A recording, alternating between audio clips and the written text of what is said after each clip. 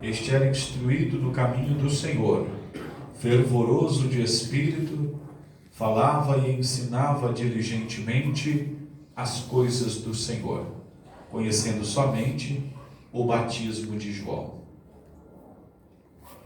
Começou a falar ousadamente na sinagoga. Então, quando ouviram Priscila e Áquila, o levaram consigo e lhe declararam mais precisamente, algumas Bíblias dizem pontualmente, o caminho de Deus.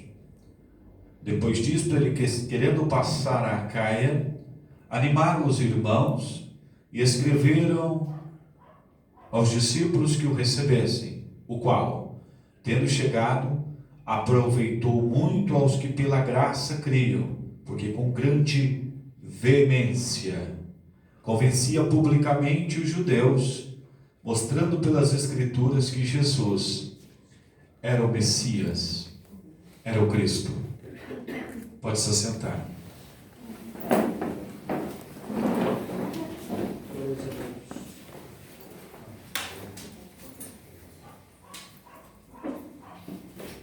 Oxalá Deus me conceda a sua graça para que eu possa falar desse texto de uma maneira que todos que aqui estão possam compreender. Esse texto revelador, ele nos indica algo muito interessante. E o que eu quero compartilhar com vocês é quando você sabe o que as pessoas viver anos apostando que aquilo que acredita é realmente o certo? E não que o certo deixa de ser certo. Certo sempre será o certo. Mas a questão implicante aqui nesse texto é quando aquilo que a pessoa sabe não é tudo. Que existe algo sublime, existe algo melhor, mais preciso, mais pontualmente. Olha as características do judeu Apolo quando ele chegou em Éfeso. Escuta só. Quando eu li essas qualidades, eu disse: meu Deus, não falta nada. Mas olha só. Chegou a Éfeso um certo judeu, chamado Apolo, natural de Alexandria, eloquente, poderoso nas Escrituras, conhecia de cor, instruído no caminho do Senhor, fervoroso de espírito, falava e ensinava diligentemente as coisas do Senhor. Só por essas qualidades ele já seria aprovado em todas as igrejas do Brasil como um excelente obreiro, um excelente cristão, poderoso, falava e ensinava diligentemente, um homem culto, um homem intelectual, um homem que falava dentro dos ditames que sua religião pedia. Sabe o que é interessante? Judeu. Tudo indica que ele sai do judaísmo e se converte à mensagem que João pregava. Eu já acho fenomenal. o poder da mensagem de João. Olha só, ele não tem os mesmos, a mensagem dele não tem os mesmos efeitos que a mensagem desse casal aqui, que daqui a pouco nós vamos chegar neles. Mas olha o poder da mensagem de João. A mensagem de João fez com que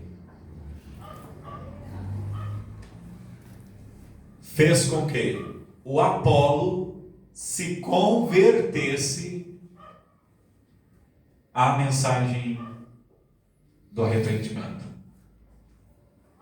O texto diz que ele conhecia somente o batismo de João. Não é descaracterizando, não é desclassificando, não é desprezando. Não é isso. Não é isso. De maneira nenhuma. Não há necessidade da gente querer apresentar a mensagem que temos. Não há necessidade de desprezar o que alguém aprendeu. Não é isso. A questão é a forma precisa, é a forma pontual. Mas deixa eu falar um pouquinho mais sobre o Apolo se converter à mensagem de João. Que tal a mensagem poderosa? Irmãos, no momento, não tem nada mais certo do que a pregação de João. Não tem nada mais exato para um homem fervoroso de espírito, para um homem eloquente, para um homem que ensina e fala precisamente de acordo com as Escrituras, do que acreditar na mensagem de João Batista. Não tem uma mensagem mais correta, porém, no momento. Agora esse homem sai e vai para Éfeso. Quando chega em Éfeso, ele vai para a sinagoga. Eu acho interessante. Ele vai lá no ninho dos judeus. Vamos ver se eu faço esses judeus se batizar, se arrepender. Eles têm que se arrepender. Olha que mensagem poderosa, que mensagem interessante. Vocês sabem muito bem que João, ele cresceu no deserto. Depois que ele se tornou homem, que ele vai exercer seu ministério, vai entrar na cidade, vai apontar os pecados, ele vai pregar que o machado está na raiz da árvore. Mas João cresce no deserto. Então João, ele está vindo de uma escola. Ele está vindo de uma vida que ele viveu no deserto, uma vida de santificação, uma vida que ele aprendeu com pessoas que também viviam no deserto, viviam uma vida separada. Para quem conhece a história dos essênios, sabe dos costumes que os essênios tinham e o que eles ensinavam. Também tinham costumes de batizar as pessoas, levar as pessoas com a intenção de anunciar que as pessoas poderiam se arrepender de seus pecados com uma lavagem pela água. Ah, você está sujo? Então nada melhor do que lavar. E essa mensagem do arrependimento, ela veio preparando o caminho, de acordo com a profecia. Isso aqui é muito importante vocês entenderem isso daqui. Preparando o caminho para a mensagem pontual. E sabe o que é interessante da minha parte saber? É saber que a mensagem pontual, ela não é pontual do meu ponto de vista. Ela é pontual do ponto de vista profético, da palavra, de acordo com a luz do texto, do seu contexto. Não é uma questão simples e mera de interpretação de texto própria, pessoal, onde um indivíduo procura um cantinho e diz, não, isso aqui é isso mesmo. Não. Aqui nós estamos falando de pessoas que conhecia de forma precisa aquilo que pregava, aquilo que ensinava. Nós estamos falando, irmãos, vou falar com gosto, vou até encher a boca para falar. Nós estamos falando de um doutor aqui, nós estamos falando de um mestre, que ele está indo agora convencer judeus numa sinagoga. Ele não está indo em qualquer canto, não, ele está indo no meio, ele está indo no ninho, ele está indo falar com quem sabe, ele está indo, olha, eu tenho uma mensagem para falar para essa gente, e eu vou arrancar essa gente de dentro da sinagoga, eu vou arrancar esse povo de dentro da sinagoga, eu vou levar eles para as águas do batismo, eu vou levar eles para as águas do batismo. Quer ver só? E lá no meio, de repente, alguém escuta um bochicho que tem mensagem nova na sinagoga. Olha, gente, esse sábado aí está quente em Éfeso. Chegou um pregador aí que o cidadão cita o Antigo Testamento de cor sem olhar. E além do mais, faz uma exposição fora do comum. Vamos lá, porque hoje a sinagoga vai pegar fogo, porque o pregador é poderoso nas escrituras, o pregador é eloquente, o pregador é preparado, ele é mestre, além do mais, é poliglota, o homem abala. Essa notícia chegou no ouvido da Priscila, chegou no ouvido do Áquila e disse: mulher, vamos lá, porque hoje a sinagoga tá que tá. Hoje tem comida boa. Vamos lá. E senta. E na medida que o homem vai fazendo exposição da palavra, vai fazendo exposição do texto, um olha para o outro e faz assim, E na medida que ele faz a exposição do texto, ela olha para o marido e faz assim, peixão. Ele olha para ela e fala assim, esse é nosso. Quando terminou a prática, o povo ficou encantado. Por quê? Porque o texto fala que o homem era bom naquilo que fazia. O homem era eloquente, poderoso nas escrituras, falava e ensinava diligentemente. Em outras palavras, não faltou nada naquele sermão, não faltou nada naquele sábado. Irmãos, está de bom tamanho, basta. Terminou a prática, terminou a pregação, terminou o sermão, se levanta Áquila e Priscila e vai em direção ao pregador e diz assim: esplêndido, maravilhoso. O Senhor nos dá a honra de entrar na nossa casa, o Senhor nos dá a honra de poder visitar o nosso lar.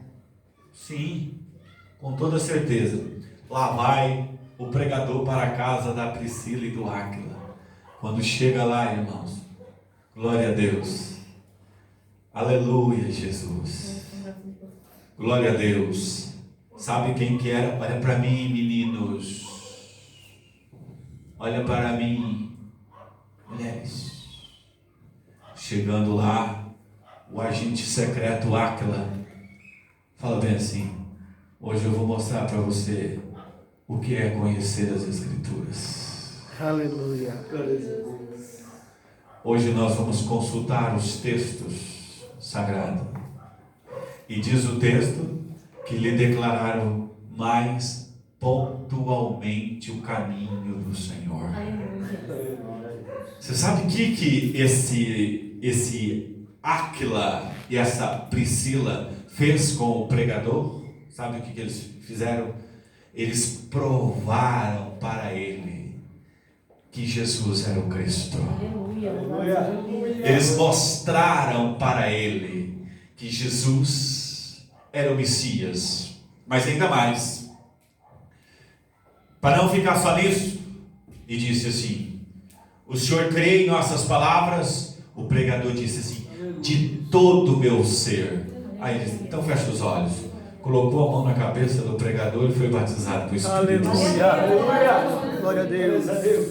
Glória a Deus. Louvado seja o nome. Irmãos, a partir daí agora, Apolo, Você sabe, irmãos, aquele carrinho que muitas das vezes está indo, né? Está indo com a sua carguinha, está subindo o morro, muitas das vezes numa primeira trator, ou seja, 5 por hora, e, né, de repente recebe uma turbina. Glória a Deus.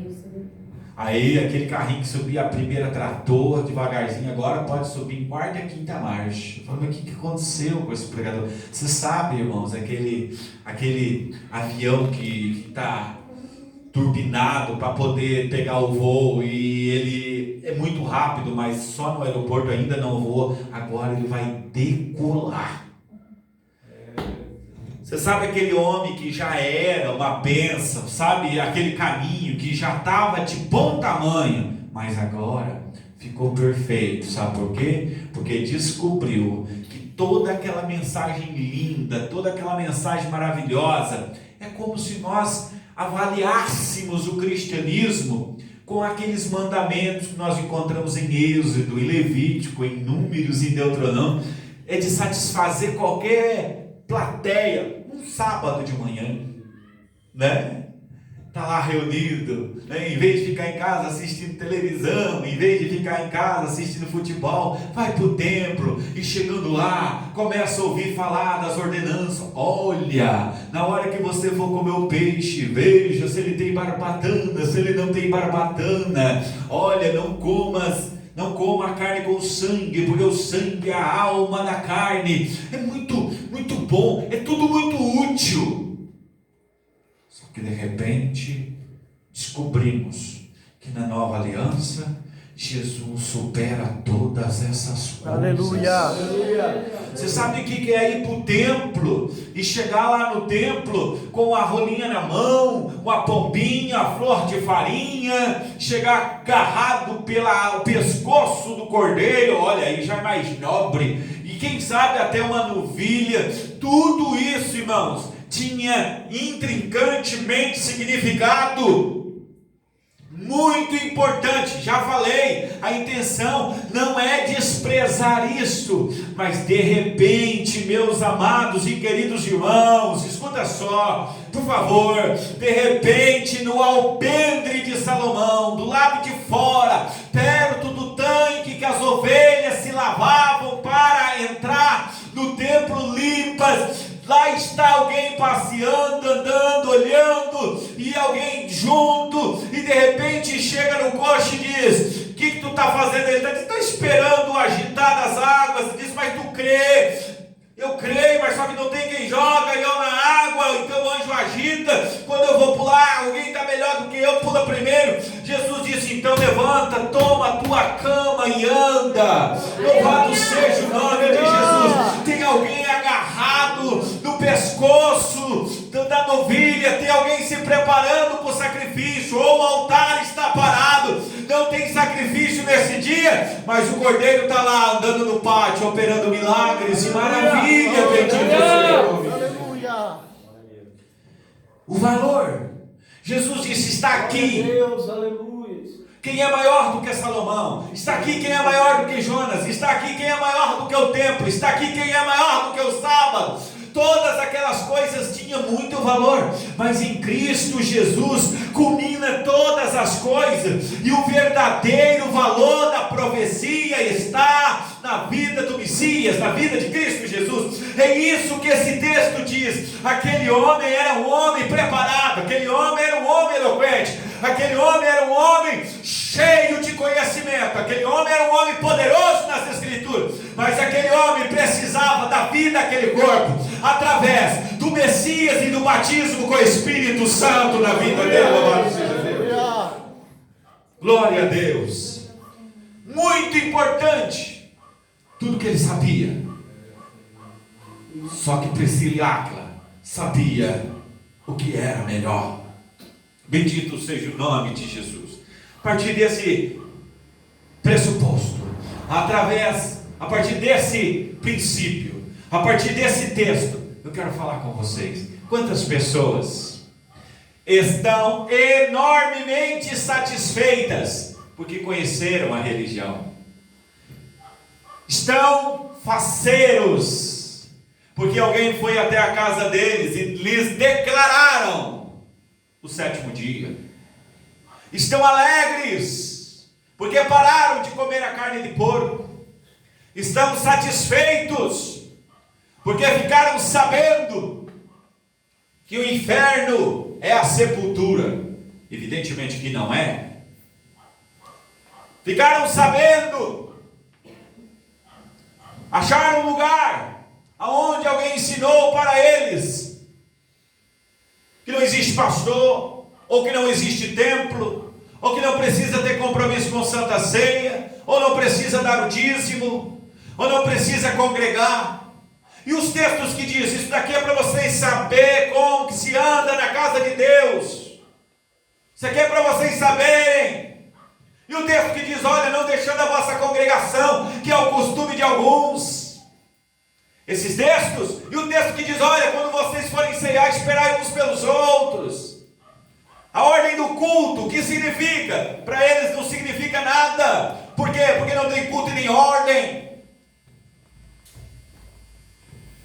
Alguém foi convencido pela religião e estão, como eu disse e repito, enormemente satisfeitos. Mas aqui nós vemos que existe, meus irmãos, existe algo preciso, existe algo correto, existe algo, meus irmãos, que é pelo certo, que é pela verdade. Existe algo que revela que é um caminho diferente. O apóstolo Paulo disse, busque os melhores dons e eu vos mostrarei um caminho mais excelente do que vocês já ouviram falar. Existe algo, meus irmãos, que está acima da religiosidade. Existe algo que realmente condiz com aquilo que o Evangelho nos ensina. O apóstolo Pedro escreve da seguinte maneira, eu nesses dias, eu tenho me voltado para esses textos.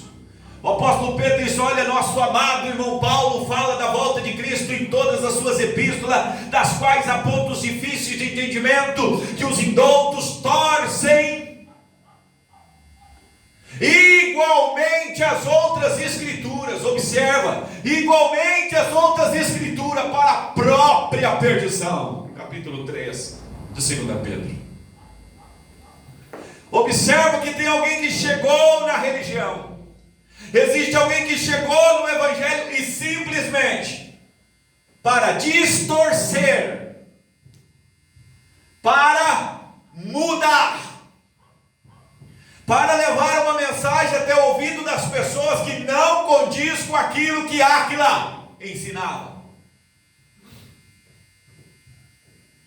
Que não condiz com as bases fundamentais do Evangelho.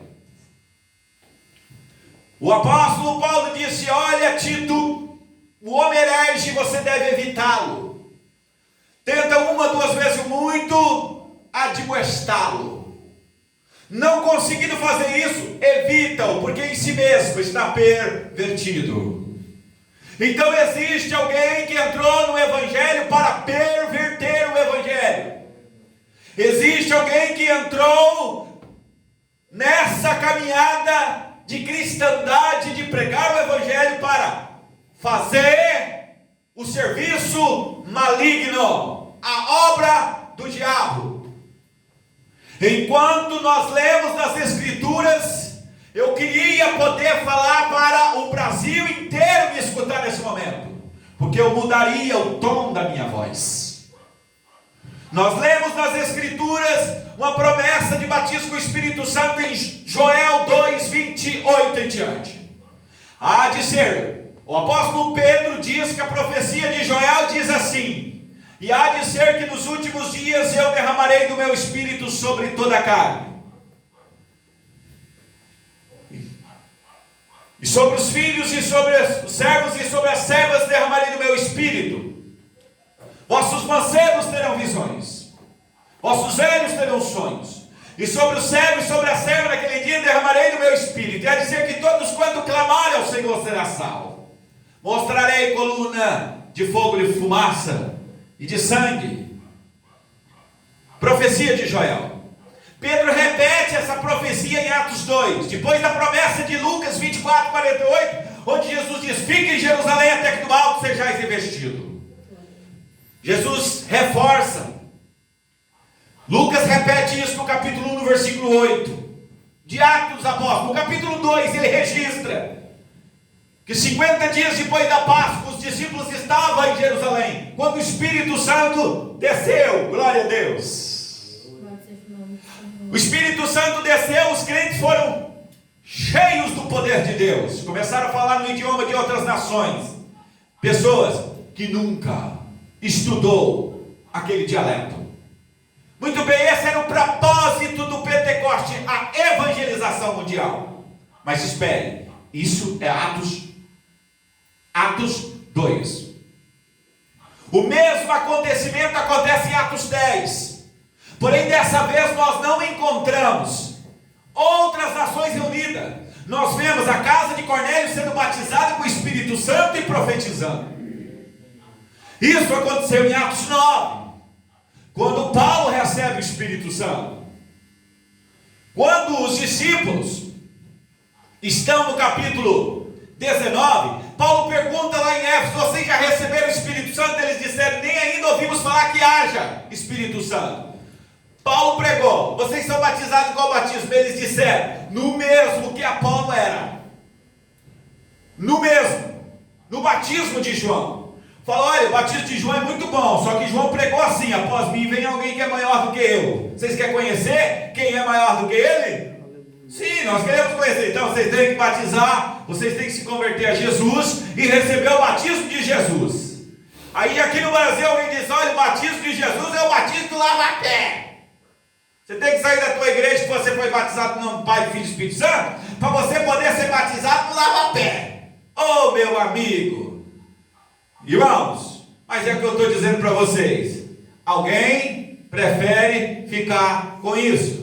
Mas olha o que o apóstolo diz: vocês querem se converter a Jesus e fazer o que o Apolo fez? Então vocês vão receber o batismo de Jesus agora. O batismo de Jesus é esse aqui, Pum! Botou a mão na cabeça deles e eles foram batizados com o Espírito Santo. E o texto diz: falavam em línguas e profetizavam. Mais alguém, com a sua loucura hermenêutica e com o seu suicídio teológico, olha para o texto bíblico e diz assim: não, isso daí é só para aquela época. Ora, por que não anda comigo, miserável? Você vai ver quando Jesus tem batizado os crentes com línguas estranhas por onde nós temos passado, temos visto o poder de Deus. Jesus curando e batizando com o Espírito Santo até os nossos dias. Glória a Deus, glória a Deus. Louvado seja o nome do Senhor. Era só para aquela época. Olha, observa bem, não tinha nações nenhuma e eles foram batizados com o Espírito Santo e falavam em outras línguas. Mas para quem conhece Coríntios capítulo 14, Paulo reforça: eu queria que todos vocês, irmãos, falassem línguas. Ele não está falando língua de outras nações, ele está falando línguas que são mistério com Deus, que quando você fala, você edifica a si próprio, mas quando você fala aos outros, é profecia, é necessário que haja interpretação. Glória a Deus, louvado seja o nome de Jesus Cristo.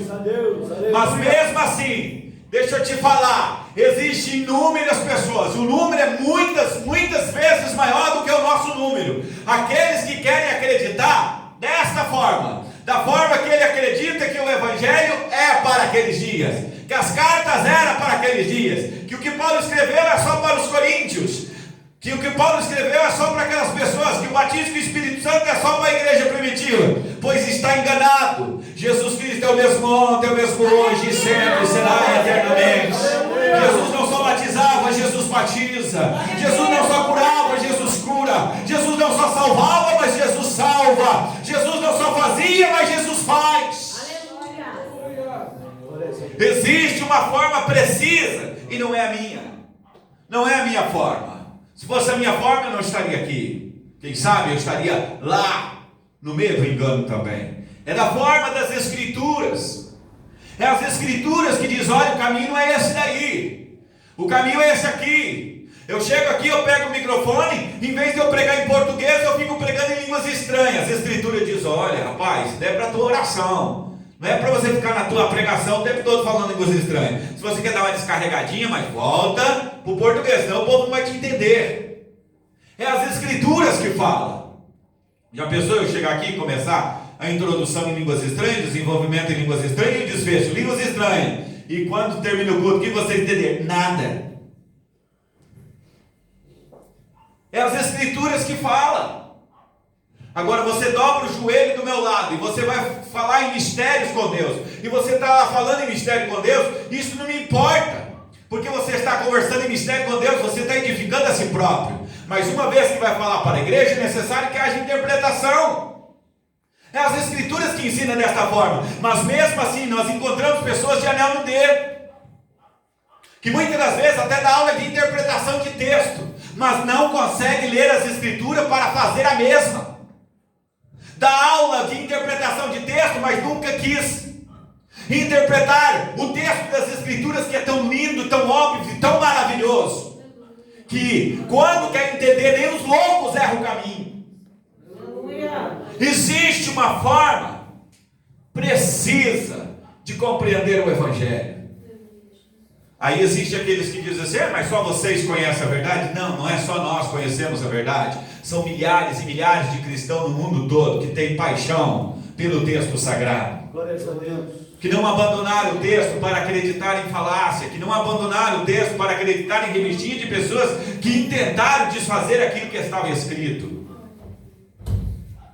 Hoje nós vivemos uma decadência tão grande naquilo que chama de cristianismo, naquilo que chama de evangelho, principalmente no paralelo, que o texto não serve para nada. Nós falávamos essa semana a respeito daqueles que acreditam que nada do texto se aproveita. Você fala assim, olha, vamos falar da história do rico e Lázaro. Não, isso daí não é, esse rico aí não era rico, esse Lázaro aí não era Lázaro. E esse fogo eterno também não era o inferno, isso era a sepultura.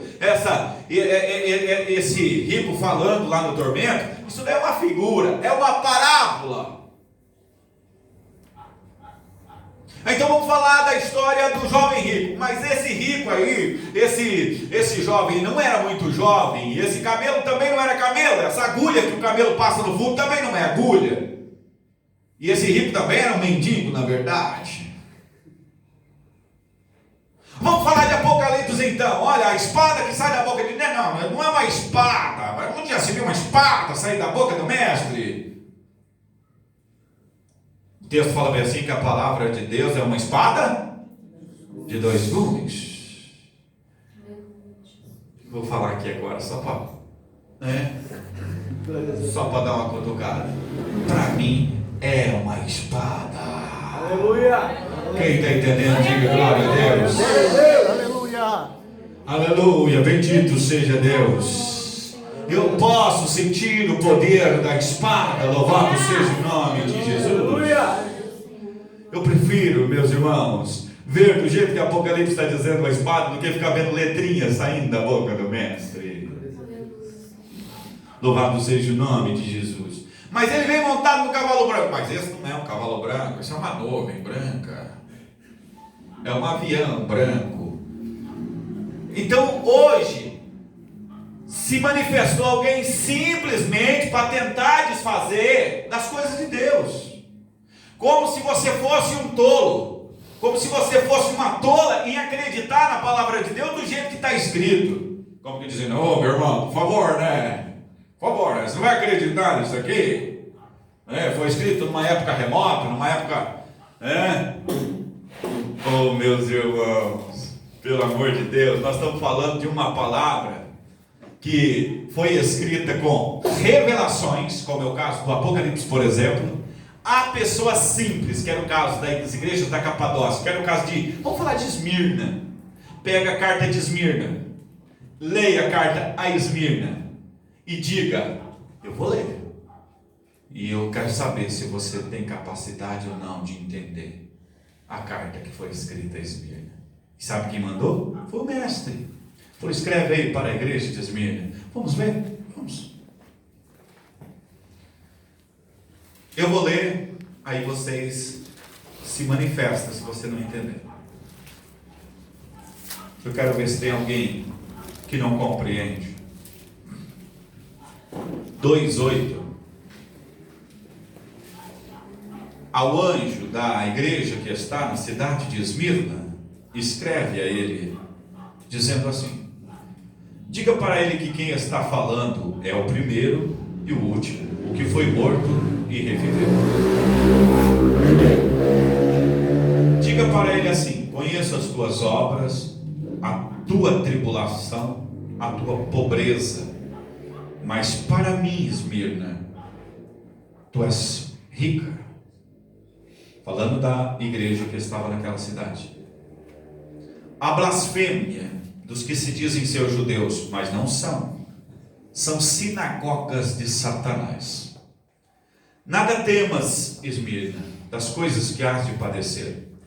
Eis que o diabo lançará alguns de vós na prisão, para que sejam tentados. Tereis uma tribulação de 10 dias. Ser fiel até a morte, e dar-te-ei a coroa da vida. Quem tem ouvidos para ouvir, que ouça o que o Espírito diz às igrejas. O que vencer não vai receber o dano de morrer pela segunda vez. Qual é a dificuldade de entender? Será que a questão sou eu?